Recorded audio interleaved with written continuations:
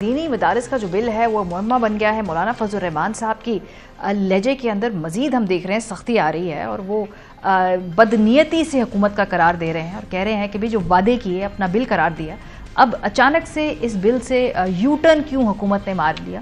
وہ یہاں تک بھی کہنے کو تیار ہیں کہ وہ اگر یہ مسئلہ سولو نہ ہو تو ان کو اسلام آباد کا رخ بھی کرنا پڑے گا۔ مولانا صاحب کی بات سنیں۔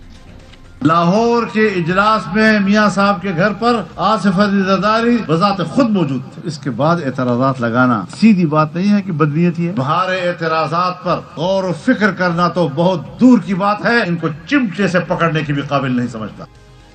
پی ایم ایل این اپنے آپ کو اس سے ڈسٹنس کر رہی ہے۔ وہ کہتے ہیں جنہوں نے روکا ہے، یعنی کہ پیپلز پارٹی نے روکا ہے، ان سے پوچھیں ہمارا کیا لینا دینا اس سے۔ جس نے روکا ہے وہ ذمہ دار ہے۔ صدر صاحب نے روکا ہے نا، صدر صاحب تو ہمارے کنٹرول میں نہیں ہے، وہ خود ایک بہت بڑے لیڈر ہیں، تو وہ سوال کا جواب دیں گے نا کہ کیوں روکا ہے۔ آپ اس کو مدعا ہم پہ تو نہیں ڈال سکتے۔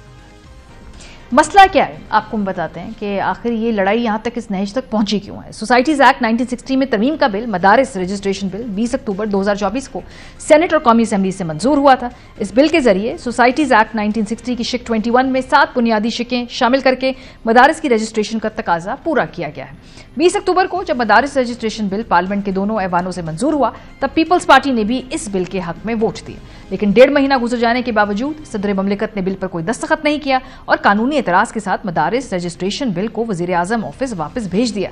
ذرائع ایوان صدر کے مطابق صدر مملکت کے مدارس رجسٹریشن بل پر دستخط نہ کرنے کی وجہ یہ ہے کہ 18ویں ترمیم کے بعد مدارس صوبوں کی وزارت تعلیم کے ماتحت آتے ہیں اور ان کی رجسٹریشن ایک صوبائی معاملہ ہے۔ مولانا طاہر اشرفی صاحب اس حوالے سے چونکہ وہ حکومت کے ترجمان ہیں، ان کے بہاف پہ اگر جو بات کریں گے تو ہم حکومتی موقف ہی سمجھیں گے، وہ کیا کہتے ہیں سنیے۔ 2019 میں یہ معاہدہ اتحاد تنظیمات مدارس کی قیادت میں کیا۔